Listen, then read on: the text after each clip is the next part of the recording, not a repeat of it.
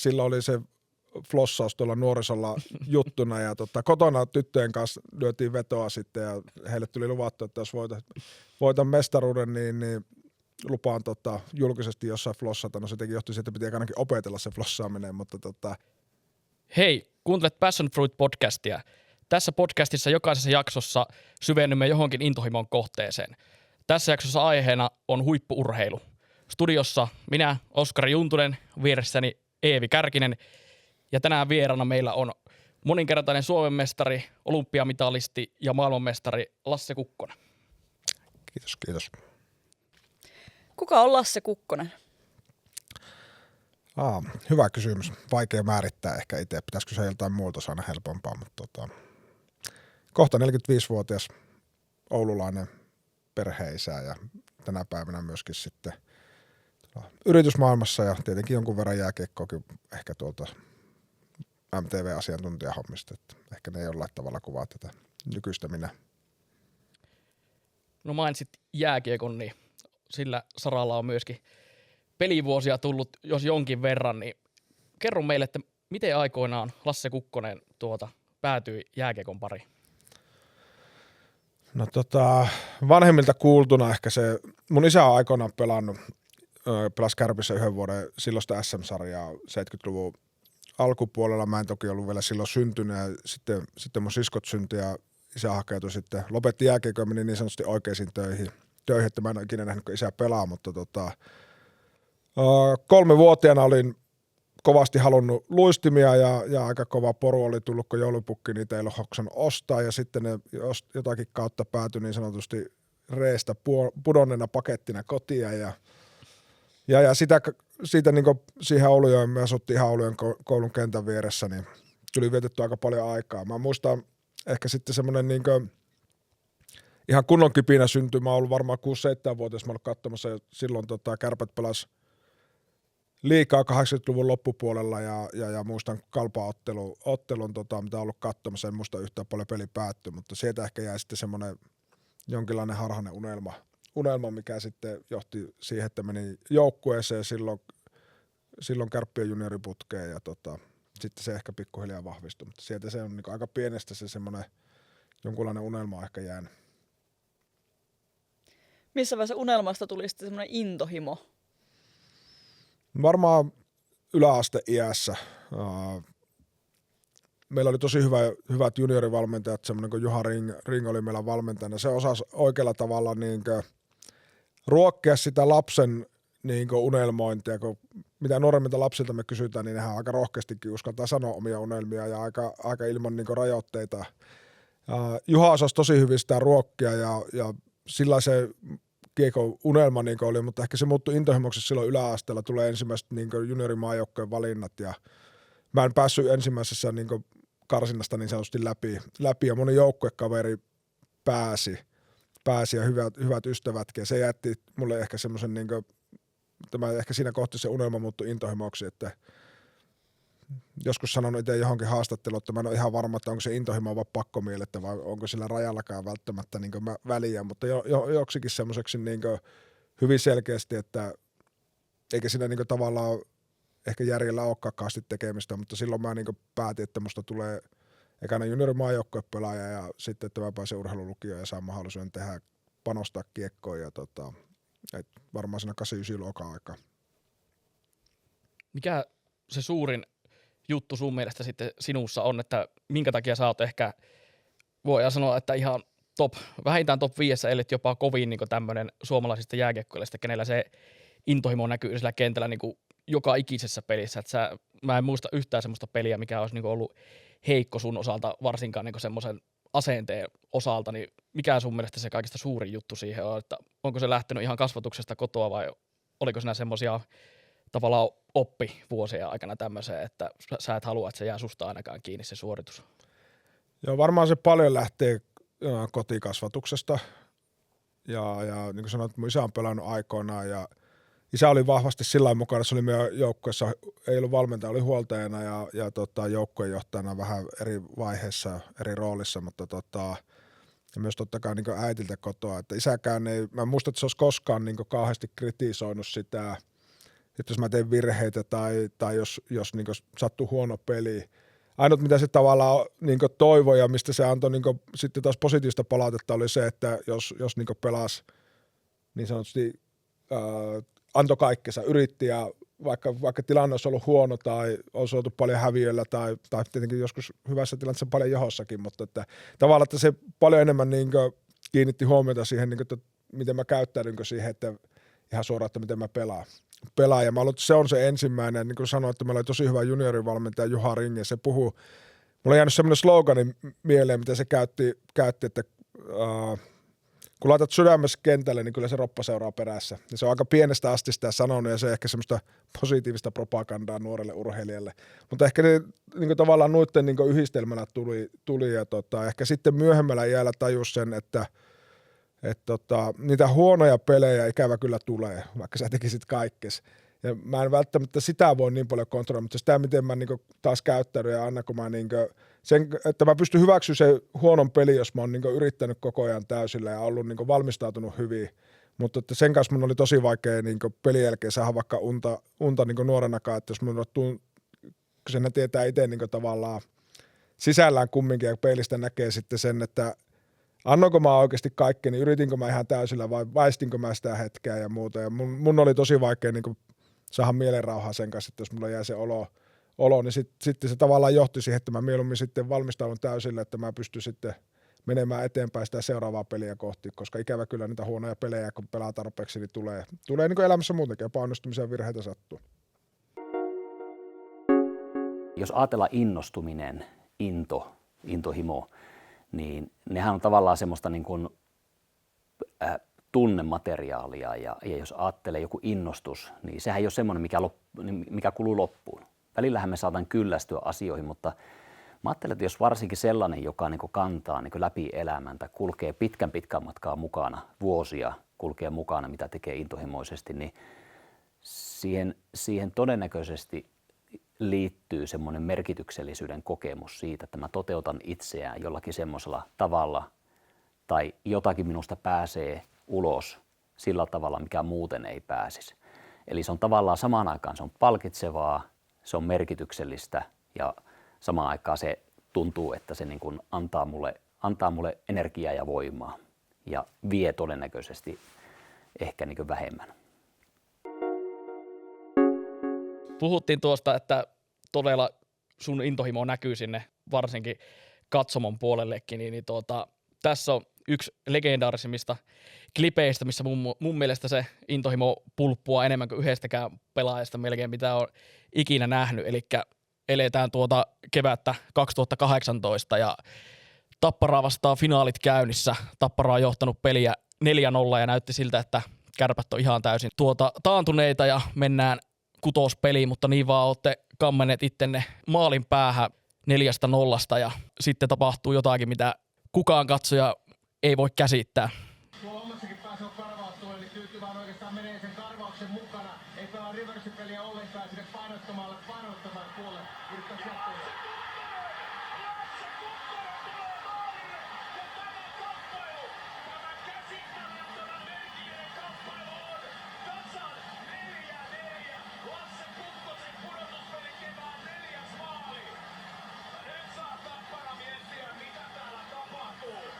Siinä tosiaan kapteeni iskee tasoitusmaali 4-4, niin tähän jatkokysymys on sitten, en tiedä onko helppo vastata, mutta että milloin se intohimo näkyy sun mielestä eniten sun uraa aikana? Tuohon on kyllä tosi vaikea vastata. Ehkä mä toivoisin, että se näkyy varmaan vähän erillä tavalla, mutta että se olisi näkynyt koko uran ajan aika tasaisesti, niin nuorempana kuin sitten kokeneempana pelaajana. Ja ehkä se nuorempana oli tietyllä tavalla, niin kuin sanoin, varmaan vähän erilaista, tietyllä tavalla vähän jopa ehkä helpompaa. Sulla ei ole vielä niitä kokeneemman pelaajan rajoitteita ajattelussa. Ajattelussa sä oot vähän ennakkoluulottomampi ja avoimempi monen asian suhteen, että on ehkä kyynistynyt asioihin vielä sillä tavalla, kun sitten ehkä uran loppupuolella, mikä on myöskin haaste tietenkin niin kuin elämässäkin yleensä, että sen takia seuraava sukupolvi on fiksumpi ja parempi kuin edellinen, että ne pystyy katsoa asioita avoimemmin ja on niin kuin ennakkoluulottomampia. Mutta sitten ehkä loppupuolella mä toivon, että se näkyy sen takia, koska mä en usko, että nuori pelaaja uskaltaa niin innostua ja olla intohimoinen niin täysin, jos mä en ole sitä kokeneempana. Että jos mä en uskalla innostua olla intohimoinen, niin mä rajoitan niiden nuorten niin uskallista heittäytyä sille pelille. Ja sitten loppujen lopuksi urheilussahan on kyse intohimosta ja innostumisesta. Ja niin oikeastaan, jos me nyt ruvetaan ajattelemaan kaikkea tuommoisia, on se sitten musiikkia tai taidetta, teatteria tai urheilua, niin eihän niissä loppujen lopuksi kauheasti järkeä ole.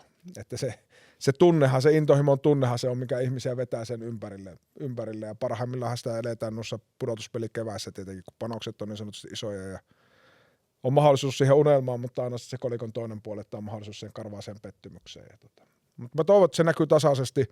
Sitä on itse vähän vaikea arvioida, mutta kyllä mä sillä lailla pystyn sydämellä sanoa, että mä kyllä varmasti kaikkeni laitoin sen eteen, että se olisi näkynyt.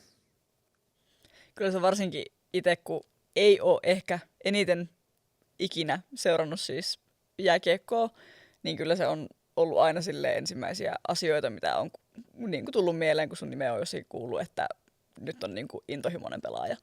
Niin onko sulla missään vaiheessa ollut semmoista tilannetta, että se intohimo olisi mennyt jotenkin yli?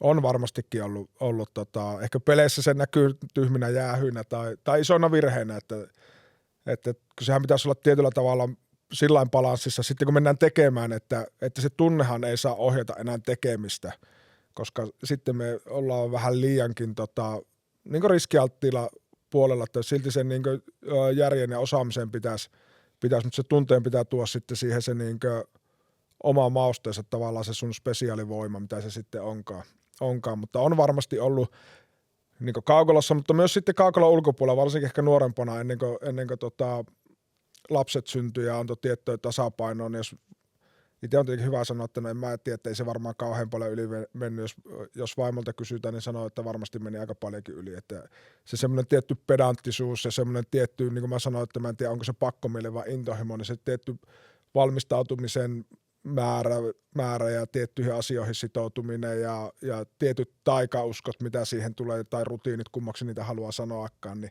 on varmasti mennyt yli, mutta ehkä sitten varsinkin kun lapset tuli, niin siihen alkoi tulla vähän perspektiiviä, että jos nyt vaikka peli hävitään, niin ei välttämättä tarvitse koko iltaa kotona mököttää ja olla hiljaa, että syyttömmehän ne lapset siihen, jos on peli hävitty, että eikä ne ymmärrä, miksi isä on pahalla tuulella sen takia. Ja eikä sano, että niin siltikin olisi ollut välillä pahalla tuulla, koska se on niin iso intohimon lähde, että kyllä se, mutta ehkä sitä pystyy sitten selittämään heille, että mistä se johtuu, että harmittaako hävittiin tärkeä peli tai jotakin muuta, mutta että ikävä kyllä intohimohan on semmoinen asia, että mehän ei tiedä, missä se sun limitti on ennen kuin sä menet yli siitä. Mutta jos et sä uskalla mennä yli, niin sä et tule ikinä pääsee siihen sun maksimiinkaan. Ja sehän on niin kaikessa niin urheilussa tai monessa muussakin asiassa, että ennen kuin sä uskallat mennä sen rajan yli, niin sä et tiedä, mikä sun maksimi on. Niin tavallaan ikävä kyllä niin mun mielestä se kuuluu, että se menee välillä ehkä yli, mutta ehkä sinä sitten tarvii ihmisiä ympärille tai jotakin peiliä, mistä ne hoksaa, että nyt se ryöpsähti vähän yli. Niin mieluummin silleen välillä pikkusen överit kuin aina vähän vajarit. No joo, mä ihan täysin. Mä oon monessa sanonut joukkoissa ja pukukopissa sanoin pelaa, että vedetään mieluummin yli kuin vajaaksi, koska se ei harmita niin paljon kuin se, että se jäi piippuun vähän se. Niin tuo just se, että räpäätessä roiskuu sitten myöskin se intohimon kanssa, että just jos tuosta kyseisestä matsista puhutaan, niin tehän tulitte siinä 4 maalin takaa tasoihin, mutta sitten levelit nousi Raksilassa niin katsojilla kuin pelaajillakin, niin eikö lopulta käynyt sitten niin, että ylihyökkäsitte myöskin sitä voittomaalia niin, että Tappara sitten pääsi rokottamaan kuitenkin tuon paineen alla ja jouduttiin sitten vielä kutosmatsiin, että siinäkin tavallaan se intohimo sitten tavallaan meni yli lopulta, että te ette saanut rauhoitettua sitten pakkaa. Joo, ja mun mielestä tuo on hyvä nosto, kun mä itsekin mietin tuossa tosi sanonut, että tuo peli ei päättynyt sitten kuitenkaan niin onnellisesti. Ja siltikin mä uskon, että me voitettiin sitten seuraavassa pelissä, me voitettiin itse asiassa peli 1-0. Ja mä uskon niin näin jälkikäteen, että jos me ei olisi uskallettu tavallaan siinä edellisessä pelissä niin lähtee tavallaan all in, niin mä en usko, että me oltaisiin sitä seuraavaa peliä voitettu, vaan me olisi jääty sinne vähän niin kantapäälle oottelemaan, että mitenhän meille käy. Sen sijaan, että me olisi laitettu siinä pelissä kaikki, menty kohti sitä pelkoa, että me hävitään tämä peli. Koska mehän nostettiin aika paljon riskikerrointa tuossa niin siinä vaiheessa, kun me oltiin 4-0 tappiolla. Se olisi voinut hyvin kääntyä, että Tapparalla oli muutama paikka siinä pelissä olisi voinut tehdä 5-6-0, se olisi hyvin voinut niin kääntyä toiseen suuntaan. No me päästiin tasoihin ja silti voitti sen peli, mutta mun mielestä se pointti oli, että me otettiin se kohtalo omiin käsiin. Ja se johti sitten siihen, että kun me mentiin kutospeliin, niin me oltiin Sinutsen kanssa, kun meillä oli yksi kokemus siitä, että missä se tavallaan se meidän maksimi menee. Me ei tarvitse ihan niin pitkälle mennä se intohimoon. Pitää pikkusen olla niin malttia ja viisautta pohjalla ja sitten pelattiin tosi hyvä peli itse asiassa. Kyllä. Kausi huipentui sitten vielä Suomen mestari flossaukseen. Joo, se oli silloin oli se flossaus tuolla nuorisolla juttuna ja kotona tyttöjen kanssa lyötiin vetoa sitten ja heille tuli luvattu, että jos voitan mestaruuden, niin lupaan julkisesti jossain flossata. No se teki johti siitä, että piti ainakin opetella se flossaaminen, mutta myöskin se oli hauska. Meillä oli mestaruusjuhlat Kopissa menossa ja mä soitin kotiin vaimolle siinä sitten ja juteltiin ja sitten se oli niin kuin, että hei, sulla on veto lunastamatta. Sitten mä kävin hakemassa näin sen MTV3 kuvaajan, että hei, tuu kuvaamaan nyt, että tää on pakko saada nauhalle, että muuten mä joudun vastuuseen siitä, että mä en ole lunastanut lupaustani. Joo, se on kyllä piirtynyt varmasti monen fanin verkkokalvoille semmoisena ikonisena hetkenä, mutta miten sitten, oot jo osittain varmasti vastannutkin tähän, mutta miten sä pidit yllä tavallaan sitä intohimoa ja ehkä tähän tarkentavana kysymykseen tai tämmöisenä detailina tämmöinen, että miten esimerkiksi erosi se intohimo tuolla kun pelaat rakkaalle kotiseuralle Oulussa tai sitten on NHL-unelmana, että pelaat Chicago Blackhawksissa tai vastaan, mutta sitten esimerkiksi kun kävit Venäjälläkin pyörähtämässä KHL:ssä, niin miten siellä niin sait ladattua se intohimo sitten samalla tavalla tuommoisiin matseihin, että mistä se löytyi tavallaan se keino? No sehän on niin rehellisen nimessä, että ei se samalla lailla löydy joka paikassa. Että totta kai sillä ympäristöllä on valtava merkitys, että niin jos ajatellaan nyt vaikka lähdetään tuosta helposta eli Kärpistä, että mä oon itse kasvanut Kärppien niin junioriputkeen, mä oon ollut katsomassa 80-luvulla liikaa, 90-luvulla divaria, kakkosdivaria ja sitten taas liikaa. Mulla on niin paljon henkilökohtaisia muistoja sieltä, tietenkin sitten henkilökohtaisia ystäviä valtava määrä. Sitten vaikka jos otetaan toinen ääripää, eli Venäjä, missä tiedät, että olet vaan niin kuin tavallaan karusti sanottuna läpikulkemassa siitä niin kuin seurasta, niin kyllähän se on niin kuin vaikeampi löytää semmoinen ihan niin kuin se absoluuttinen intohimon taso siellä. Mutta samalla sitten mehän pystytään niin kuin tavallaan manipuloimaan omia aivoja, että se tarina, mitä me kerrotaan, niin mehän aletaan uskomaan sitä itsekin. Et ei siinä oikeastaan muuta ole kuin sen niin kuin itsepuhelun ja mielikuvaharjoittelun kautta niin sanotusti huijata itseensä niin kautta aivot uskoo sen, mitä siinä tapahtuu. Ja löytää jotakin, jos mä ajattelen vaikka KHL:ssäkin, niin löytää sitten jotakin semmoisia niin henkilökohtaisia asioita, mitkä nostaa sitä merkityksen tunnetta sulle. Että jos ei sitä löyä välttämättä ympäristöstä, niin sitten esimerkiksi nyt sitten kuitenkin joka joukkueessa oli aina hyviä ystäviä ja sai pelata vaikka Omskissa Ramon Karrin kanssa oltiin perin, niin Eerikin kanssa oli tosi vahva niin ystävyys ja sitten toki Magnitogorskissa myöhemmin oli paljon suomalaisia ja muuta, niin sitten ehkä sen kautta että jotakin kautta niin löytää sitä vähän isompaa merkitystä kuin pelkästään se pelin voittaminen, että se ei välttämättä ikävä kyllä aina se riittää johonkin intohimoon, totta kai kun ammattiurheilija, mutta siihen ihan absoluuttiseen, niin kun puhuttiin, että se läkkyisi yli, niin siihen se ei välttämättä aina riitä.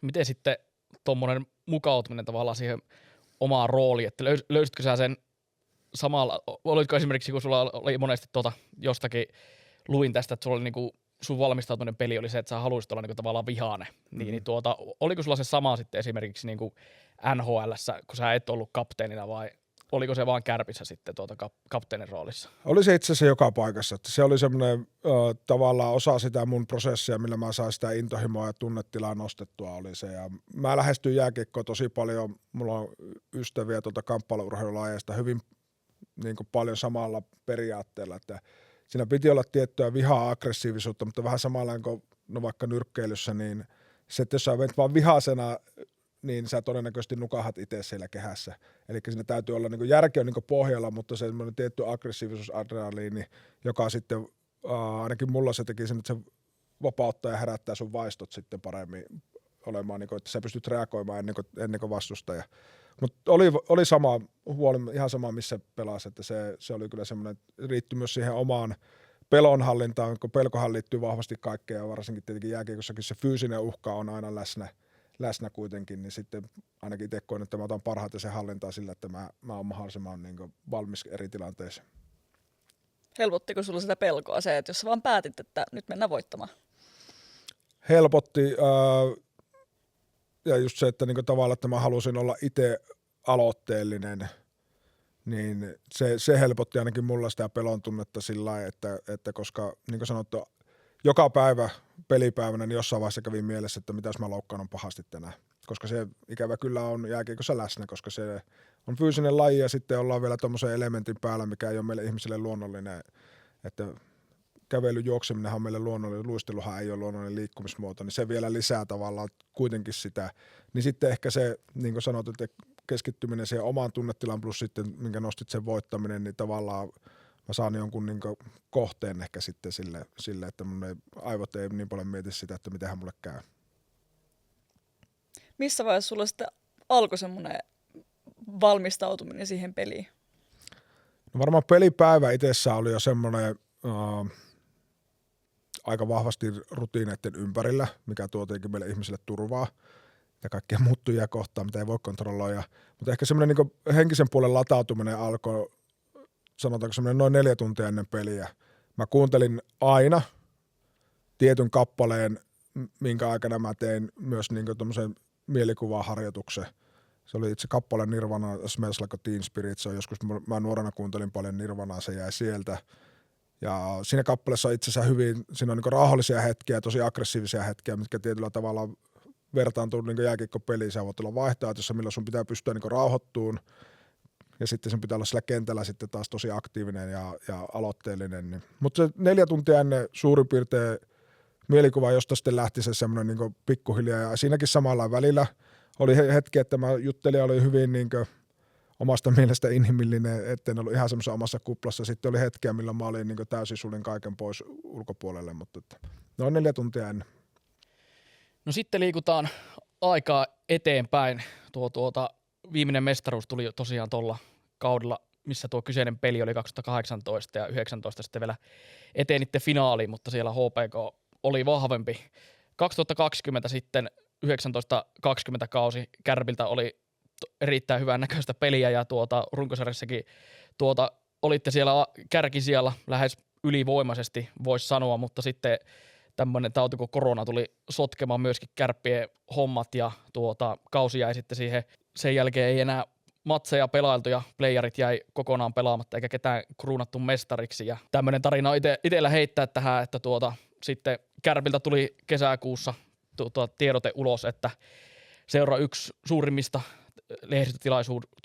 lehdistötilaisuuksista tulee olemaan 8.6.2020 ja siinä sitten armeijassa oli siihen aikaan ja voin sanoa, että 12 nuoren miehen tupa ei ole ikinä ollut niin hiljaisena, kun tuijotetaan pieneltä puhelimen ruudulta sitten tätä Kärppien lehdistötilaisuutta ja se alkaa erittäin koskettavalla videolla siitä, että Lasse Kukkonen on lopettamassa uraansa. Jos intohimon näkökulmasta hakee, niin ja kun se aikanaan päättyy tavalla tai toisella, siinähän joutuu myöskin luopumaan siitä vanhasta roolista ja intohimosta. Joillekinhan käy niin, että ne pysyy edellä lajin parissa, ne muuttaa muotoonsa siinä, niistä tulee valmentajia tai niistä tulee asiantuntijoita sille alalle tai hyppäävät jollakin tavalla hierarkiassa hallintoportaissa eteenpäin tai muuta. Sitä helpottaa, jos pystyy itse tietämään, että tämä loppuu nyt tässä seuraavan 2 vuoden ajan. Eli pyrkii tavallaan,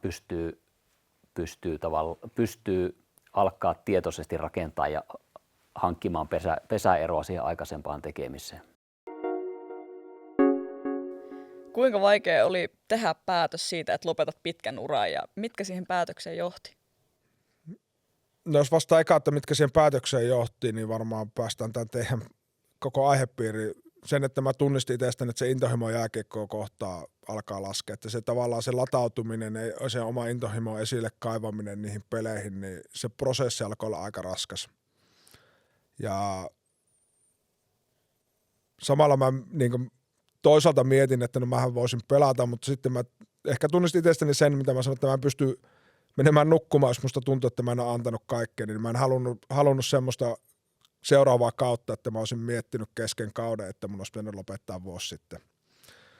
Samalla se on helppo vielä tässä sanoa, oli tosi vaikea prosessi. Mulla oli Kärppien kanssa jatkosopimus neuvoteltuna ja mun piti mennä allekirjoittaa se. Mä huomasin, että mä lykkään sitä erinäisistä, näin jälkikäteen sanottuna varmaankin tekosyistä.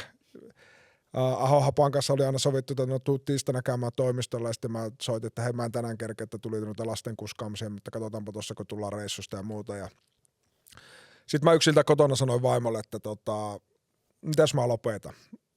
Ja ehkä se oli semmoinen, huomasin, kun sen sanoi, niin se helpotti.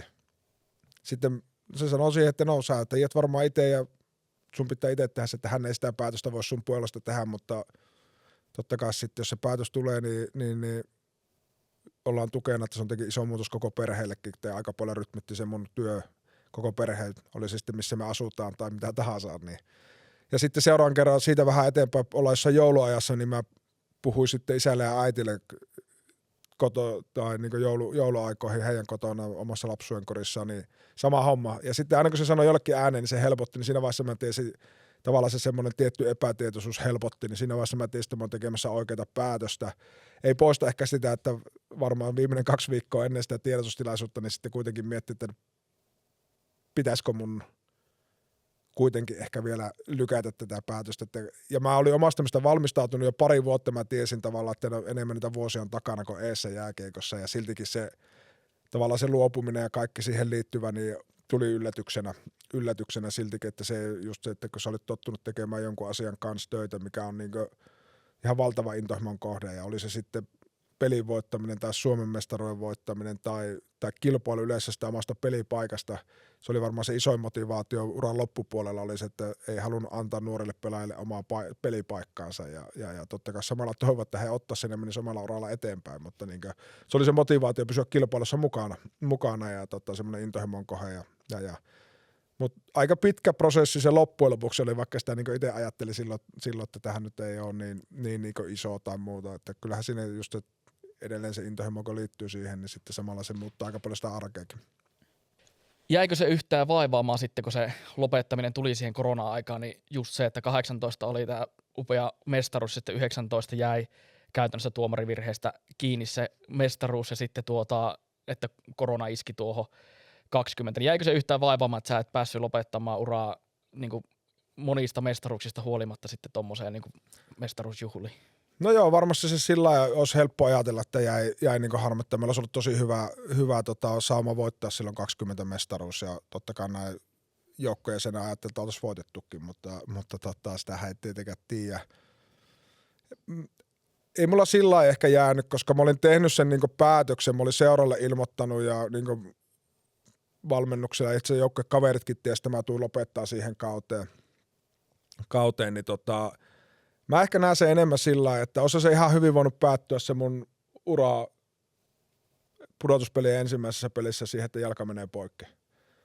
Niin tavallaan se, että sitä voi ikinä täysin kontrolloida. Mä oon tosi onnellinen, että mä sain voittaa Kärpissä mestaruuksia, olla osa hienoja joukkoja ja muuta, että paljon niin loistavia pelaajia, paljon parempia pelaajia kuin mitä minä olin, ketkä ei ole välttämättä saanut ikinä voittaa mitään, niin ehkä mä näen se sillä, että olisi totta kai olisi ollut hienoa ja mahtavaa päättää. Se unelmahan oli päättää se siihen, että nostetaan mestaruuskannu Oulussa ja saa siihen niin lopettaa perhe ja läheiset paikalla, mutta sitten niin kuin sanoin, niin urheilussa on niin monta muuttujaa, että mä en siitä, se ei ollut tavallaan itselle vaikeaa sillä lailla, koska niin kuin sanottu, mä koen, että mä oon ollut tosi onnellinen, että mä oon saanut siihen mennessä ja että myöskin, että mä sain päättää omilla ehdoilla se, että se ei loppunut siihen, että tuli loukkaantuminen tai ettei ollut enää töitä, niin yritetään nähdä itse positiiviset puolet siinä, mutta totta kai se haave oli nimenomaan se hetki että se päättyy Raksilassa siihen, että me voidaan mestaruus ja sitten on kaikki läheiset paikalla. Mä oon tosi onnellinen, että mä sain pelata seuraavana vuonna vielä yhden pelin, missä sen lähes sai olla paikalla, koska itse asiassa mun urahan loppui siihen, että kun meillä oli viimeinen peli oli Vaasassa vieraspeli, minkä mä jätin välistä. Mulla oli vähän loukkaantumista, että mä ajattelin, että mä pelaan, meillä oli 1 runkosarjapeli ja se oli vielä kotona, että mä pelaan sen vielä ennen pudotuspeliä, mutta mä olisin saanut siihen vähän huilia, että mulla oli vähän olkapään kanssa ongelmia silloin, niin niin kuin tavallaan, että jos olisin tiennyt, että se on uran viimeinen mahdollisuus pelata se peli, niin en olisi missään nimessä skipannut, että mä olin ihan sillä lailla pelikunnossa, niin näin ne vaihtelee nopeasti. Niin se oli mahtavaa, että kuitenkin se uran sait lopettaa sitten yleisö eessä, että sehän oli nimenomaan, muistan ne sanat siitä videoklipiltä, että hiljasta on, että se oli nimenomaan se sun uran lopettaminen sillä videolla, niin se, että siellä Raksilla Jahdissa ei ollut ketään muuta kuin sinä itse, että Joo, olihan se sillä just niin kuin sanoit, että kyllähän se omissa, ja se, että just niin kuin, että mikä ehkä vielä tärkeämpää, niin kuin missä haluaa ottaa pois yleisöltä, mutta se, että just se omat vanhemmat ja omat niin kuin puoliso, joka on aika monen mankelin läpi joutunut menemään mun niin kuin tietyllä tavalla intohimoon seurauksena on muutettu monta kertaa kaikkea, totta kai lapset, niin sitten, että sai heidän kanssa niin kuin, sitten olla vielä sen päivää, he sai nähdä ja sai itse nähdä, kun he istuu siellä katsomossa, niin se oli varmasti sillä tietyn niin kuin, irtipäästämisen kannalta niin tärkeä asia. No Lasse, sulla on uran jälkeen löytynyt uusi intohimon kohde, eli puhuminen. Niin mistä tämä intohimon kohde tavallaan pulppua? Ehkä se pulppua mun perusluonteesta, että mä oon ollut aina aika ehkä äänekäs tietyllä tavalla. Niin kopissa tykkäsin olla äänessä ja on tykännyt aina niin olla aika eläväinen. Varmaan se osittain on niin johtanut tälle puolelle. Ehkä sitten se toinen puoli on myöskin se, että kyllähän niin urheilijana jää siihen tiettyyn niin adrenaliiniin kiinni, semmoisen tiettyyn jännitykseen, niin puhekeikossa on osittain sitä samaa, että se on live-tilanne ja mähän periaatteessa koskaan tiedä, kun mä menen puhumaan sille yleisölle, että miten ne ottaa vastaan, onko se niiden elämänsä kauhean tunti tai puoli tuntia tai 2 tuntia vai meneekö se hyvin. Ehkä se on varmaan myös yksi, minkä mä tunnistan niin itsestäni, että sieltä tulee sitä ja sitten ehkä kuitenkin se perimmäinen on, että mä koen, että mä oon saanut elää sen oman yhden unelman, mitä mulla oli pikkupoikana ja ehkä niin kuin just tämä aihepiiri, missä me ollaan, tämä on oikeasti itselle lähellä sydäntä, koska mä koen, että aika monella, varsinkin niin kuin lapsella, niin kuin sanoin, niin on joku intohimon kohde ja joku niin kuin asia. Mitä se voi liittyä hyvin erilaisiin asioihin. Se ei tarvitse missään olla urheilua, mutta että sitten siitä niin kuin puhuminen ja ehkä niitä asioita, mitä itse matkan varrella oppinut, niin ehkä jos niistä voi jotakin auttaa, rohkaista, saa jonkun uuden ajatuksen jollekin ihmiselle, niin kuin se on sitten ehkä semmoinen niin kuin isompi taas merkitys, mistä puhuin aikaisemmin jääkiekon osalta, niin miksi mä teen tätä tällä hetkellä. Että se voi jonkun mielestä kuulostaa naivilta, että ei nyt puhekeikalla kenenkään elämää muuteta, niin todennäköisesti ei, mutta mitä jos se voikin vaikuttaa johonkin. Ja sehän on tavallaan sitten mun valinta, mihin mä haluan aikani käyttää. Tuliko sulle jo silloin jääkiekko-uraa aikana semmoisia fiiliksiä, että puhumisesta voisi sitten löytää uuden intohimoon, vai niin kuin, kuinka nopeasti se sitten tuli jääkiekko-uran lopettamisen jälkeen? Mä tein muutaman tommosen Kärppien kumppaniyrityksen kanssa muutaman jutun ihan siis 2-3 siinä viimeisten vuosien aikana ja tavallaan huomasin, että ihan sillä tykkään niistä. Samalla mä kouluttaudun psyykkiseksi valmentajaksi niin viimeisten vuosien aikana. Mun ajatus oli tehdä enemmän ehkä niin nuorten urheilijoiden mentorointeja. Ja niitä mä teinkin silloin ihan ensiksi niin enemmän ja mä tein jonkun verran silloin niin yritysvalmennuksia tai noita keynote-puheenvuoroja. Ehkä se sitten tietyllä tavalla siinäkin se niin intohimo muokkasi itseensä siinä matkan varrella, että nyt sitten se selkeästi, mulla edelleenkin on urheilijoita mentoroinnissa muutamia, mutta nyt se selkeästi mä sanoisin, että semmoinen 90-85% niin työstä on sitten enemmän tälle puolelle, että se varmaan sitten se niin kuin, että ei sitä silloin kun lopettiin oikeastaan ihan tiennyt itsekään, että mihin se niin semmoinen kovin intohimo kohdistuu ja ehkä se nyt sitten on enemmän löytynyt tältä puolelta sitten kuitenkin. Mä tykkään tosi paljon sitä mentoroinnista, mutta ehkä se on taas sitten semmoista ehkä vähän pidempää peliä, siitä ihan niin nopeasti tuu sitä adrenaliinin tarvetta, mitä ehkä uralta on voinut jäädä tai onkohan se sitten aina ollut persoonassa, niin en tiedä. Tuliko keltään silloin peliuraa aikana tai sen jälkeen niin semmoista kommenttia, että sun kannattaisi tätä puhujan ammattia tavallaan harkita tulevaisuudessa, että kun sanomattakin selvää, että tuo Kärppienkin menestys on ainakin pikkuriikkinen, siitä on ihan varmasti ollut sitä sun puhetta siellä pukukopissa, että sä oot saanut tavallaan jengistä niin se maksimaalisen irti, niin tuliko silloin uraa aikana tai sen jälkeen niin keltää vaikka pelikavereilta kommenttia, että hei Lasse, että sun kannattaisi kyllä harkita puhuja ammattia jatkossakin tavallaan peliuran jälkeen? Ei ehkä pelikavereilta, mutta tietyllä tavalla sitten niin kuin, tavallaan kavereilta ja ystäviltä, ketkä oli sitten niin kuin, tietenkin suurin piirtein samaikäisiä kuin minä ja siirtynyt niin kuin opiskeluiden jälkeen työelämän puolelle ja muuta, niin sieltä tuli ehkä enemmän sitä rohkaisua sitten siihen, että tietenkin heidän kanssa juteltiin ehkä vähän sitten niiden työyhteisöistä tai niin kuin tapahtumista ja muista ja sitten vähän niin kuin kysyä, että miten niin kuin urheilun puolella näet, ja sitten kun niitä käytiin niitä keskusteluja, että no, hei, että sähän voisi tulla kertoa tuon näkökulman niin tuonne meidän yritykseen, että sieltä kautta se ehkä sitten niin itselle hahmottui ja niin kuin sanoin, niin sitten kun sai tehdä niitä, niin huomasin, että hän tykkää niin siitä vuorovaikutuksesta, mikä siinä on. Onko sun mielestä puhumiskeikoissa ja sitten just jääkiekossa jotakin semmoista niin kuin samanlaisuutta? No on siinä ehkä sillä tavalla, että sä oot tosi niin kuin molemmissa tietyllä tavalla tosi, tai sun pitää uskaltaa olla tosi niin kuin herkässä asemassa. Eli se, niin kuin mä sanoin, että se yleisöhän on siellä lehterellä sillä tietyllä tavalla turvassa. Ja mun pitää uskaltaa laittaa itteni siinäkin likoon. Ja tavallaan mä en usko siinäkään että semmoiseen, että jos mä vaan niin kuin pelaan turvallisesti tavallaan sitä nollatulosta, niin se kauhean hyvään lopputulokseen. Että mun pitää uskaltaa niin kuin taas niin kuin mennä omalla persoonalla rohkeasti ja altistaa itteni sille, että mä voin epäonnistua siinä. Ja se voi jonkun mielestä olla entisen jääkiekkoja horinoita tai jotakin siltä väliltä sitten sen että tuohon oli tosi hyvä ja pisti miettimään, niin tavallaan, että taas se semmoinen, että mieluummin vähän niin kuin ylikovajaaksi siinä kiinni, toki vähän eri tavalla sitten kuin kiekossa, mutta että on siinä sillä tietyllä tavalla sama, että ihan varmasti sä et voi lopputulosta tietää ja myöskin se niin kuin jääkiekossakin, että vaikka hyvinkin menisi peli, jos jäähalli on täynnä, niin aina siellä joku on sitä mieltä, että ihan turisti on tuo Kukkonen, että sekin kuuluu siihen tavallaan, mikä pitää hyväksyä, että kaikki ei varmastikaan välttämättä aina tykkää, mutta ehkä se sitten, että mulla on itsellä semmoinen fiilis, kun mä lähden sieltä, että mä laitoin itteni likoon, niin taas antaa sen mielen rauha siihen seuraavaan päivään.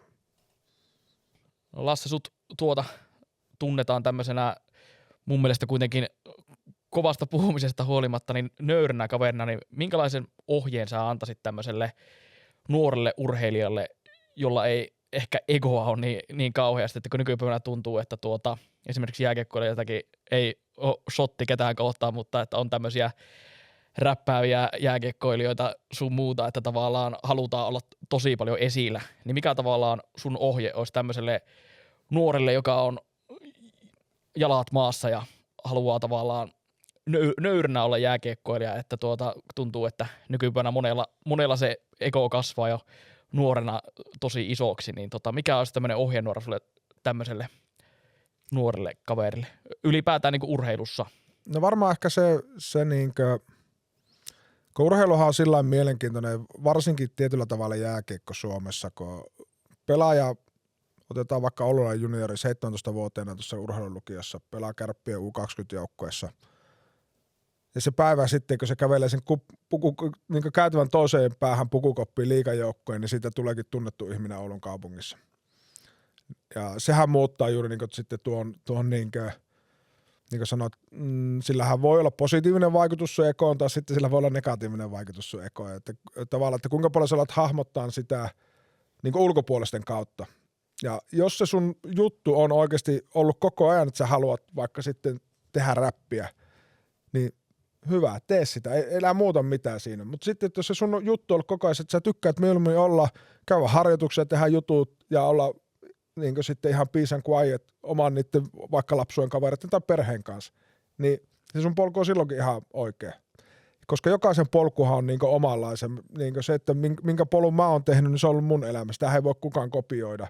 Mutta en mä myöskään voi kopioida sitä, mikä on Pyörälän tai Jussi Jokisen tai Pekka Rinteen uraa, koska he on tehnyt taas omalla tavalla ja omalla persoonallaan sen. Ja siksi se on niin vaikea, kun tuossa varsinkin kun sanoin jääkiekossa, kun ollaan niin nuorten ihmisten kanssa tekemisissä, koska se koko minäkuvahan alkaa vasta hahmottua siinä vaiheessa. Sitten kun siihen sotkeentuu, on se sitten sosiaalisen median tai perinteisen median tai ihan mikä muu tahansa julkisuus, niin sehän helposti sekoittaa sitä, että minkä takia mä teen niitä asioita oikeasti ja ei ole yhtä oikeaa tapaa ja ehkä sitten kuitenkin oli se tapa mikä hyvänsä, niin pääpointti mun mielestä on muistaa, että kaikki me tarvitaan muita ihmisiä, jos me halutaan onnistua ja olla hyviä jossakin. Ihan samalla niin kuin nyt ajatellaan vaikka tätä teidän podcastia, niin tarvitaan muita ihmisiä ympärillä, jos sitä halutaan saada niin kuin mahdollisimman hyvää tuote. Yksin tekemällä saa jotakin, mutta sitten jos halutaan, että tarvitaan ainakin kuuntelijoita, että jos halutaan, että se menestyy, että se pelkästään, että laittaa sen tuonne eetteriin ja kukaan ei kuuntele ja omasta mielestä se on menestys, niin se ei vielä välttämättä sitä ole. Niin tavallaan senkin muistaminen sitten, että kannattaa välillä aina katsoa vähän laajemmin kuvaa ja muistaa huomioon, että monesti se, mitä sä niin pitkään viljelet, niin se tulee myös takaisin. On se sitten positiivista vaikuttamista, niin sanotusti yrittää kohdata ihmisiä hyvin, tai sitten että sä jätät jonkun toisella ehkä negatiivisen kuvan, niin yleensä se tulee jossain kohti myös takaisin. Isoja egoja löytyy myöskin vapaaottelu maailmasta, ja me käytiin jututtamassa ainakin omissa papereissa nöyrää tällaista vapaaottelia Oulun kamppailuklubilla.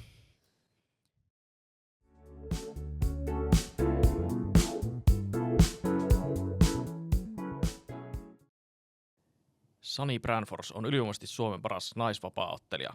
Brandfors on muun muassa voittanut urallaan amatöörien maailmanmestaruuden 3 kertaa ja Euroopan mestaruuden 2. 21-vuotias Brandfors on tiedetty lajipiirissä jo pitkään, mutta suurelle yleisölle hän on tullut tutuksi viimeisen vuoden aikana. Oulun kamppailuklubin supertähdestä tehtiin Sani voittamaton dokumentti.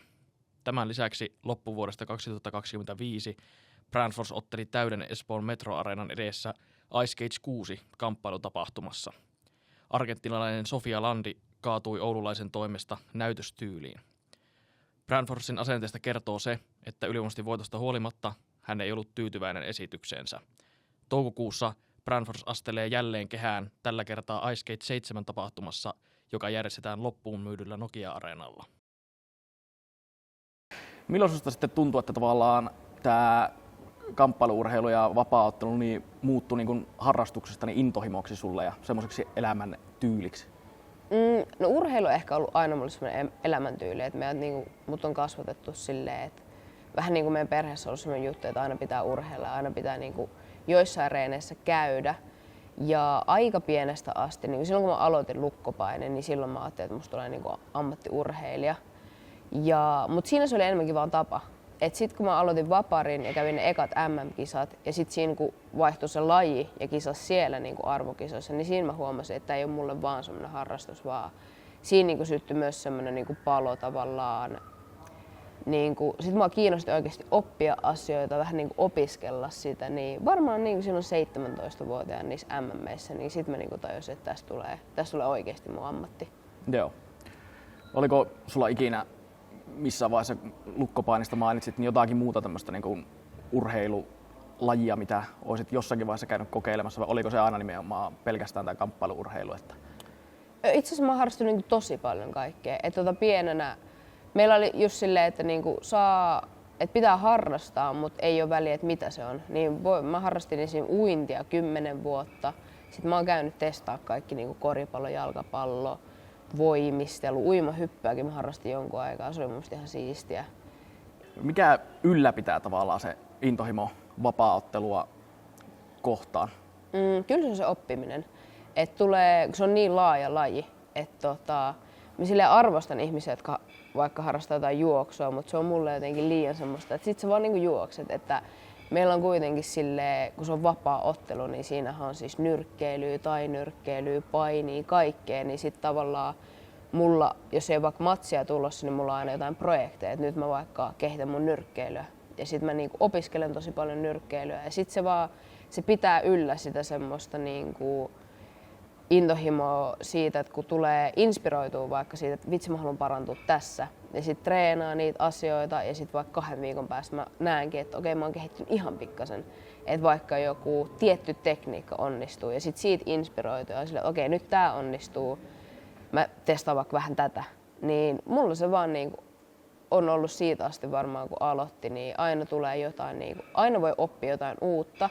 Ja sitten kun oppii jotain uutta, niin sit se inspiroi taas niinku jatkamaan, että okei, mä pystyn opettelemaan tämän, niin sit mä jaksan jatkaa sitä oppimista. Et se on mulle ehkä semmoinen tärkein. Onko ikinä ollut mitään semmoisia hetkiä tässä uraa aikana, että se olisi tullut semmoinen fiilis, että hakkaa vähän päätä seinään esimerkiksi jonkun, no otetaan nyt vaikka se dieetti, että onko sen aikana tullut jotakin turhautuneisuutta tai sitten sulla taitaa olla vain 1 tappio, mutta esimerkiksi sen jälkeen niin oliko mitään semmoisia fiiliksiä, että se intohimo olisi tavallaan vähän kokenut kolauksen vai oliko se kahta kovemmin sitten sen jälkeen? Ehkä siis dieetti on ehkä semmoinen, että mä oon yllättävän kauan niin valitettavasti ollut painoluokkalajissa, että sit se on vähän sellainen, että sit sä vaan hyväksyt sen. Mutta on ollut semmoisia varsinkin lähellä matsia, että sitten kun just on energiat aika alhaalla ja matsit niinku, annes treenit tiivistyy ja sitten ne on tosi rankkoja, niin siinä on ollut usein ehkä myös se, että sit kun tulee painetta ulkopuolelta, että jos on ollut joku, että on tosi iso matsi tai mulla on vaikka jotkut EM-kisat, missä mä oon ollut vaikka hävinnyt just vaikka se eka tappio, niin sit niihin kisoihin on niin iso paine, niin se paine vähän niinku tuottaa semmoista, että sä et enää katso sitä, että vitsi kiva oppii, vitsi kiva niinku olla koko ajan monipuolisempi, vaan sit sä vähän pakotat sitä semmoista, että mun on pakko voittaa, mä en halua hävitä. Niin se on sit semmoinen, että sit menee keskittyminen siihen niinku olennaiseen, mikä on se, että vitsi mä tykkään tästä, mä rakastan tehdä tätä, vaan siitä tulee semmoinen, että vähän niinku pelon kautta semmoinen, että niin paljon painetta ja treenit vähän, varsinkin jos treenitkin menee tosi huonosti ja ehkä penkin alle, niin siitä voi tulla vähän semmoinen, että onko tässä mitään järkeä. Et tuntuu, että joka päivä on vaan huonompi. Niin on kyllä niitä tulee tosi paljon varsinkin ennen matsia. Ja silloin kun mä olin amatöörinä, niin niitä tuli ehkä enemmän. Et nykyään mä oon oppinut myös silleen tiedostaa sen, että jos mä olin tänään huono reeneissä, se ei tarkoita, että mä oon aina huono.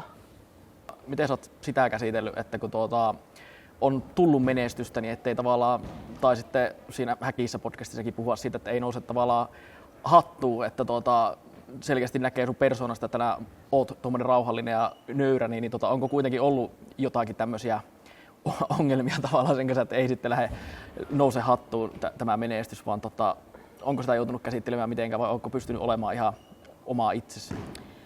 Kyllä mä uskon, että siellä auttaa myös tosi paljon, että on semmoisia hyviä läheisiä niin kuin ihmisiä niin kuin sanomassa sulle, jos joku oli oikeasti vaikka leuhkasti sanottu tai käyttäytytty. Ehkä vaikein mulla on silleen, että mä niin kuin täällä niin kuin kamppailuklubilla voin olla tosi silleen, että ihmiset voi vähän ajatella, että mä oon tosi mulkku, koska mä keskityn tosi paljon siihen mun tekemiseen ja treenaamiseen. Niin mä en ole täällä niin semmonen, tiedätkö, puhelias ja koko ajan niin kuin ihmisten kanssa, niin siitä voi saada musta ehkä semmoisen hiljaisen kuvan tai semmoisen, että mulla on aika semmoinen niin kuin tosikko-ilme. Niin se on ehkä vaikein semmoinen, että mä en treenitiloista, jos mä oon vaikka salilla, niin silloin mä en hirveästi halua, että kukaan tulee puhua mulle, kun mä keskityn siihen mun juttuun, niin siinä on ehkä niin kuin vaikein semmoinen, että ei halua olla liian semmoinen, että älä puhu mulle, mutta ei myöskään ole mitenkään hirveän semmoinen niinku friendly noissa tilanteissa. Ne on ainoat semmoiset, missä niinku huomaa, että mä en niinku oikein tiedä, että miten olla.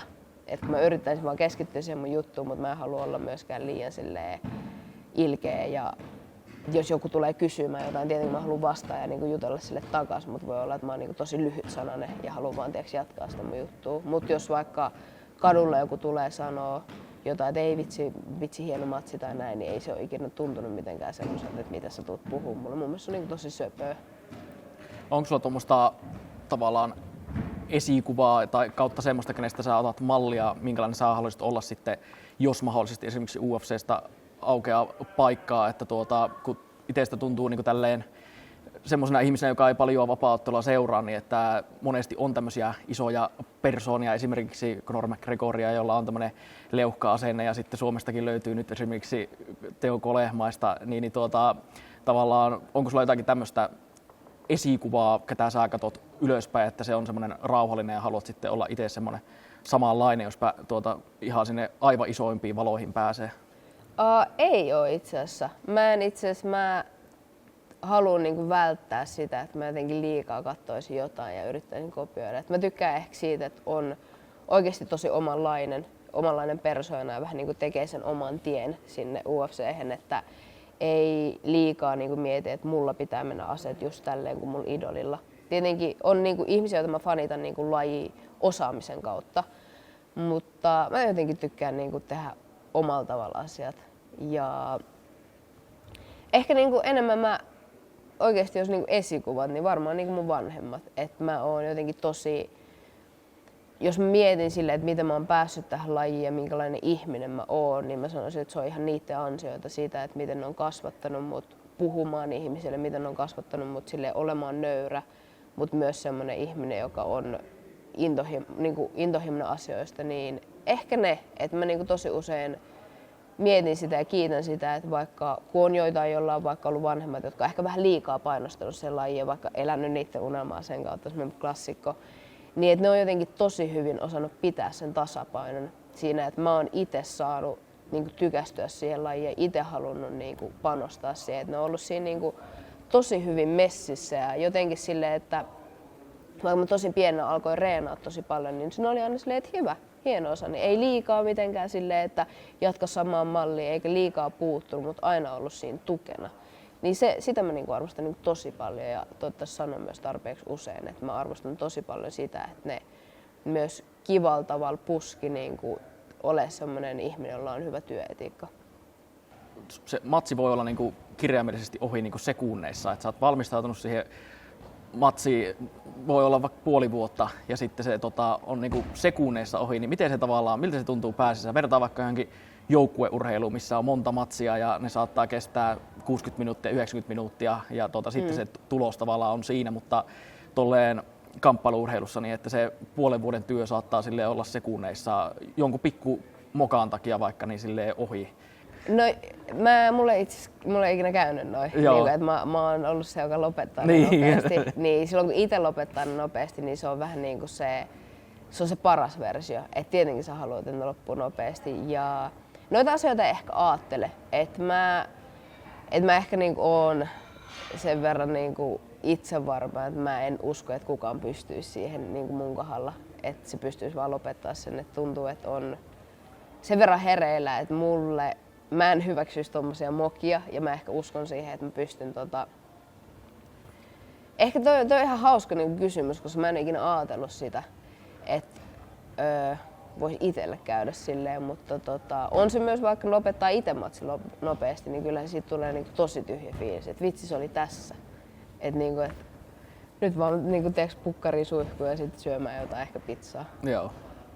Ei tarvitse miettiä, kun voittaa joka kerta niin tommosia asioita. Joo, mutta ennen matseja on aika niinku, mieli aika silleen tyhjänä. Joo. Et silloin ei hirveästi enää mieti niinku semmoisia eri senaarioita. Ainakin mä oon opetellut semmoiseen. Okei, Lasse, mikä oli sun lempiruoka pelin jälkeen? Sieltä kuulu insertin loppuun sulle kysymys, eli että mikä oli lempiruoka pelin jälkeen? Joo, tuossa tulee ehkä varmaan se kamppailu-urheilun ja niin jääkiekon ero, että yleensähän jääkiekossa pois lukee sitten se kauan viimeinen peli, niin se pelin jälkeinen ruoka on jo valmistautumista seuraavaan peliin. Ja lasagne, pasta bolognese, kanapasta, varmaan siinä ne 3 kärkeen menevää on itsellä. Että jotakin semmoista, mitä on niin helppo syödä ja on niin aika nopeasti saa niin sitten energiavarastot täyteen.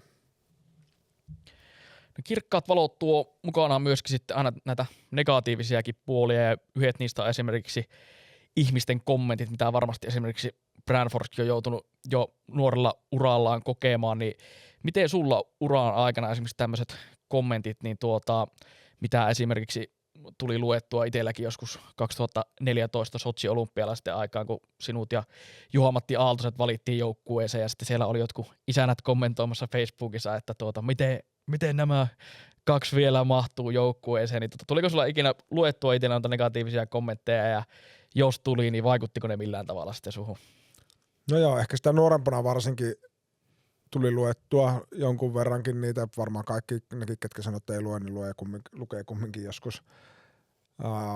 Mä en usko henkilökohtaisesti, että kellään tulee niistä hyvää mieli, että se parantaa sun fiilistä, niin ehkä siinä sitten oppii varsinkin tuo maajoukkojen kautta, että kannattaa oikeasti niin miettiä, että minkä verran sä itse altistat itseäsi sille. Samalla sitten myöskin mulla oli urheilupsykologi käytössä oikeastaan mun koko uraa, ja se antoi joskus hyvän neuvon mulle. Se sanoi, että jokainen niistä kommentoista vaihtaisi sun kanssa paikkaa heti, jos ne pääsisi tekemään sitä, mitä sä teet. Niin ehkä se niin antoi mielenrauhaa itselle sillä niiden asioiden kanssa. Sittenkin kun niitä ei enää lukenut, niin kyllähän ne tavallaan kantautuu jotakin kautta monesti. Joku toimittaja kysyy siitä tai joku kaveri sanoo, että teekö joku kirjoitti susta jotakin johonkin tai jotakin sen tyyppistä, että kyllä ne tavallaan löytää tiensä siltikin ja ehkä sen sitten niin uran myötä oppi laittaa myös perspektiiviin, että eihän ne ihmiset todennäköisesti A tunne mua tai B mulla ei ole niiden elämään mitään merkitystä ja sitten ehkä ne ihmiset, kellä on oikeasti merkitystä mun elämään taas, niin kyllä ne on siellä kotona, vaikka me sitten hävittäisi kaikki pelit siellä olympialaisissa, niin ne on ehkä ihan iloisiakin. Että esimerkiksi nyt omat lapset, niin ne on vain iloisia, että isä tulee kotiin. Että toki ne toivoo, että siellä menee syttössä ja muuta, mutta että ehkä se niin pisti tavallaan taas sitten niin perspektiiviin sitä. Ja mun mielestä sen niin ymmärrys, että mistä sitä neuvoa ja mistä sitä mielipidettä hakee, niin ei varmaan niiltä ihmisiltä kannata ottaa sitä, keneltä ei kysyisi oikeasti neuvoa, että miten näitä asioita tehdään. Että sitten, että jos oli joukkuekavereiden valmennuksen tavallaan arvostus, niin se oli ehkä se, mikä sitten oli itselle niin kaikkein tärkein. Mutta että, ikävä kyllä, kokemuksen kautta oppi siinäkin, mutta että se kuuluu varsinkin ehkä nykypäivä. Ikävä kyllä. Tuliko niistä kommenteista sit suorituspaineita ja jos joo, niin missä vaiheessa sun uraa niin suorituspaineet näkyy kaikista eniten? Ei niistä kommenteista ehkä suorituspainetta tule. Sekin varmaan riippuu perässä. Ehkä itsellä tuli enemmän semmoinen niin näyttämisen halu tavallaan sitten, että vähän niin kuin, että no katsotaan, että nyt hiljennetään sitten ne kriitikot tai negatiiviset äänet. Toimi vähän niin kuin pensana ehkä itselle. Kyllähän suorituspaineet varmaan jokaisella urheilijalla jossain kohti aina heilahtaa vähän niin kuin on se sitten oma sisäinen se semmoinen niin kuin saavuttamisen tarve, mikä niin kuin heilahtaa vähän yli. Se voi tulla yli niin kuin tavallaan semmoisena ylipedanttisuutena tiettyihin asioihin, semmoisena ehdottomuutena, kun täysin kontrollihan sitä ikinä tätä elämää ei saa.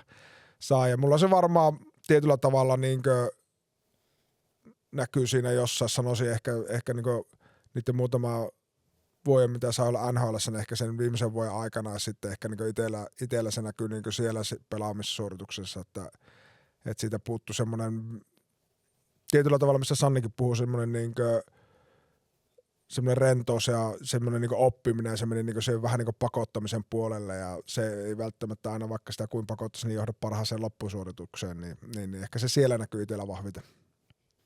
Mitkä on ollut semmoisia sitten palkitsevimpia hetkiä uralla? No varmaan ehkä jos ihan ensimmäisen ajatellaan, niin varmaan se ensimmäinen NHL-peli on semmoinen, mikä on tietyllä tavalla, että kun tiesit sitten päivällä, että tänään se ensimmäinen peli tulee ja me pelattiin se Chicagossa ja mä sain itse asiassa olla vielä avauskentällisessä, niin sitten ehkä siinä oli se hetki, kun tajusin, että nyt se pikkupojan unelma toteutuu. Muita semmoisia, niin totta kai niin kuin jos puhutaan puhtaasti urasta tietenkin, ei tätä siviilielämää ehkä tähän, mutta maailmanmestaruus on varmasti semmoinen asia, mikä on siellä ihan kärkipäässä semmoisena niin monta kertaa oli saanut itse käydä pettymässä MM-kisoissa ennen sitä oltiin oltu olympia- ja MM-finaalissa häviämässä ennen kuin voitettiin ja 2014 mestaruuskapteenina oli varmasti semmoinen kanssa, että niin kuin sanoin, oli tosi vaikea edellinen vuosi ja sitten tuli Oulu ja totta kai Pyörällä Mika tuli, Aaltosen Juhis tuli, Vallini Arska tuli hyviä ystäviä takaisin ja saatiin niin kuin pelata vielä Viuhkolan Jari ja Lehtosen Mikko oli täällä silloin jo ja ne on varmaan semmoisia ja sitten ehkä ihan viimeisenä sitten se yksi viimeinen peli, minkä sai pelata niin kuin jo tavallaan uran lopettaneena, niin ehkä se on sitten kuitenkin tavallaan siinä tajus sen kaiken niin yhteisön ja ihmisten merkityksen, ketä siinä ympärillä on ollut. Ja se oli sillä hieno, kun sillä pelillä tavallaan yleensä pelit päättyy ison panoksen pudotuspeleihin, että joko voitetaan se unelma tai sitten se päättyy pettymykseen. Ja nyt kun sitä ei ollut, niin tavallaan siitä päivästä pystyi nauttimaan tietyllä tavalla aika paljonkin ja fiilistelemään sitä, että tänään on nyt sitten ties, että se on viimeinen peli ja muuta, niin ehkä se on semmoinen kuitenkin sitten näin jälkikäteen ajateltu. On hienoa, että sai olla monessa hienossa paikassa, mutta on ihan mahtavaa, että se sai päättää vielä niin hyvin niin kuin henkilökohtaisesti.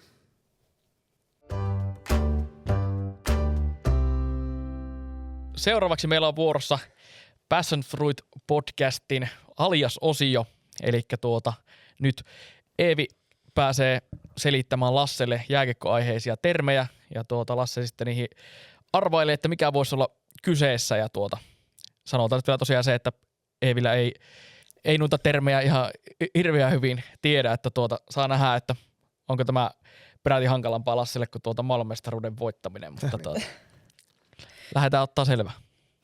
Okei.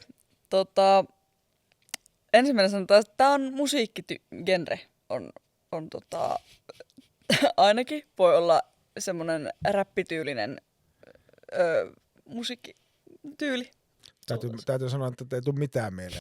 Ehkä johtuu siitä, että mä oon enemmän rockmiehiä kuin räppipuolen ihmisiä. Minä on myös.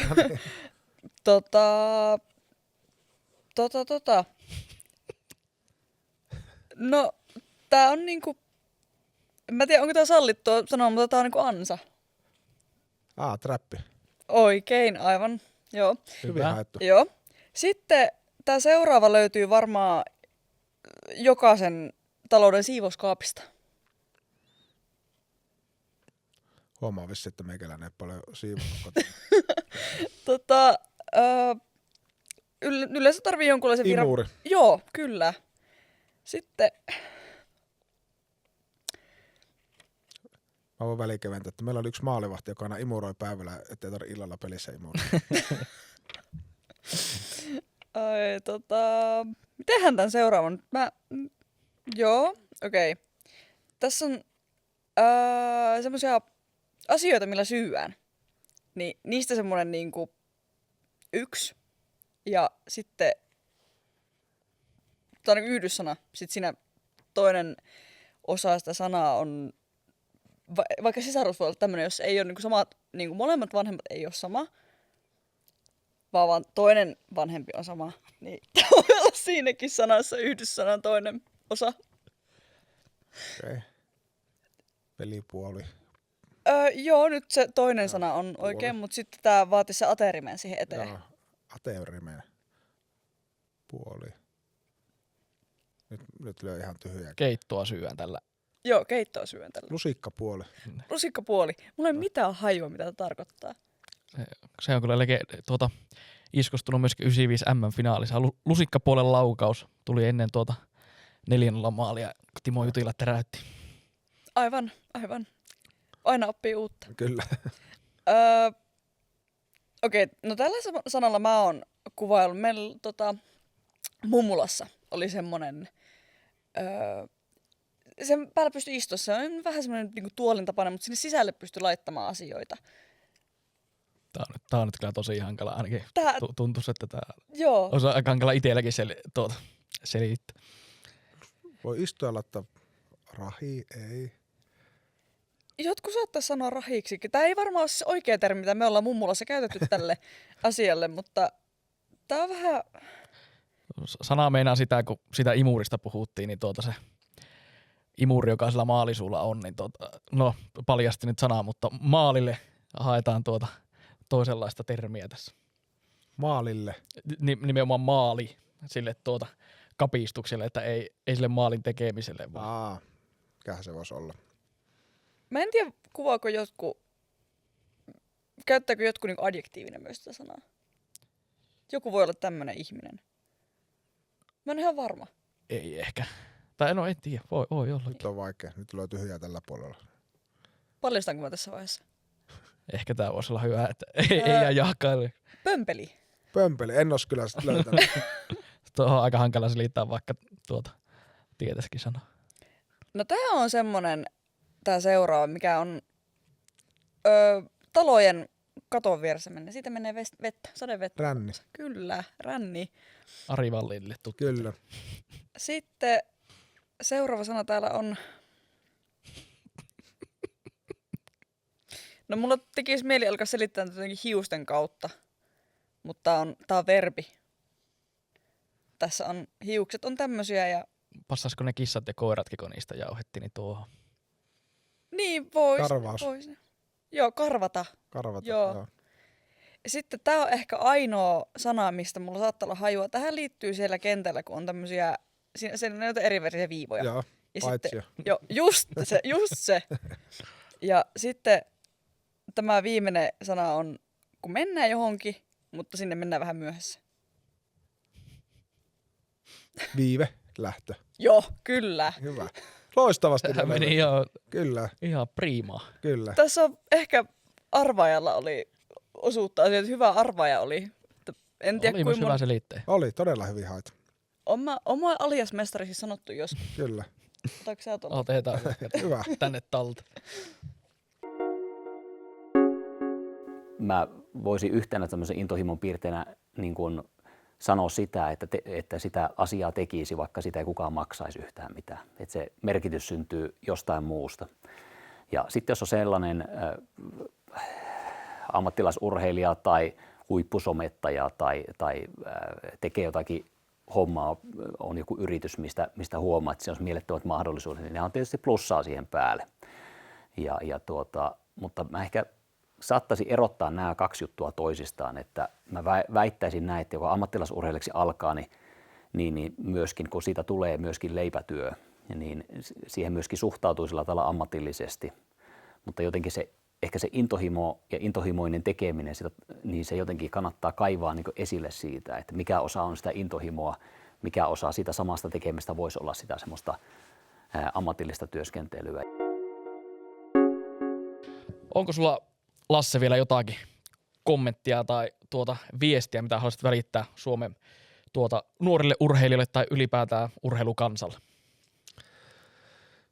No varmaan, niin ehkä jos ollaan tämä aihepiiri, niin se niin intohimon kanssa niin uskallus mennä varsinkin nuorilla niin kohti sitä omaa intohimoa. Ja ehkä sitten jos sä mietit, mikä mun intohimo on, niin siinä vaiheessa, kun sä huomaat, että sä teet asioita silloin, kun kukaan ei ole katsomassa, eikä kukaan ole vaatimassa, eikä kukaan ole puskemassa sua, niin silloin se on sun intohimo. Silloin se on semmoinen, mitä sä haluat tehdä. Jos kuunnellaan ihan tähän vaikka jääkiekkoilijoiden tarinoita, niin ne kertoo, että kun ne on ollut yksin siellä pihalla pelaamassa, ampumassa autotalliseinään tai ulkojäällä tai muuta tahansa, niin tavallaan.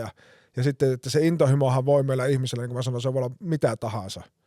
Jollakin se voi liittyä siihen kotiin, perheeseen, jollakin se liittyy tieteeseen, taiteeseen, musiikkiin, mihin tahansa. Ja se on ihan fine tavallaan, kun kukaan toinenhan ei voi sulle intohimoa antaa myöskään, että mä en voi sanoa, että sun intohimon pitää nyt olla tämä, niin se ei ihan sillä toimi niin siksi tavallaan niin hyvin rohkeastikin, koska se on varmaan johtaa todennäköisesti johonkin semmoiseen, mikä jättää jonkun muistijäljen sulle itselle sitten siitä tarinasta. Se ei välttämättä pääty unelmaan, koska elämähän ei aina ole sitä, mutta ehkä se kuitenkin, taas niin kuin tänäänkin huomattiin, että ehkä aina opitaan sitten jotakin uutta ja löytyy ehkä joku uusi polku sitten sieltä, mutta että mun mielestä kannattaa niin kuin rohkeasti lähteä ja muistaa sitten se, että kannattaa myös siinä matkalla niin katsoa, että ketä ihmisiä siinä ympärillä on, että todennäköisesti sieltä tulee hyviä asioita yhdessä, kun tehdään. Elämä vie meitä aina johonkin suuntaan, niin ne unelmatkin, ne intohimon kohteet varmastikin muuttuu. Se on ihan niin kuin normaaliakin, että eikä se, niitähän voi olla elämän varrella kymmeniäkin. Ja jollakin voi olla sitten se yksi, mikä kantaa koko, jollakin se voi olla jotain siltä väriltä taas, että sitähän on hyvin vaikea niin itse. Tietyllä tavalla, jos mä ajattelen vaikka jääkiekkoa, niin kyllä jääkiekko on mulle edelleenkin intohimo. Mä katson varmaan enemmän jääkiekkoa nykyään kuin mitä mä katsoin silloin, kun mä pelasin. Se on vaan muuttanut muotoonsa nyt, että se rooli on erilainen sen jääkiekon suhteen ja sillä niin on kivakin, että ei tarvitse mennä pelaamaan. Kiitos, Lasse, että olit vieraana meillä täällä Passion Fruit podcastissa ja kiitoksia kaikista niistä unohtumattomista hetkistä, mitä olet kentän ja sen ulkopuolella tarjoulu ja jäähän innolla seuraamaan, mitä sun intohimot tuo tulevaisuudessa. Kiitos. Kiitoksia, että olit meidän mukana tämän Passion Fruit podcastin ajan. Seuraa meitä somessa, TikTokissa ja Instagramissa löytyy nimellä Passion Fruit podcast ja siellä myöskin lisämateriaalia niin juontajista kuin vieraista ja tsekatkaahan ehdottomasti myöskin tulevat jaksot. Kiitoksia. Kiitos. Kiitos.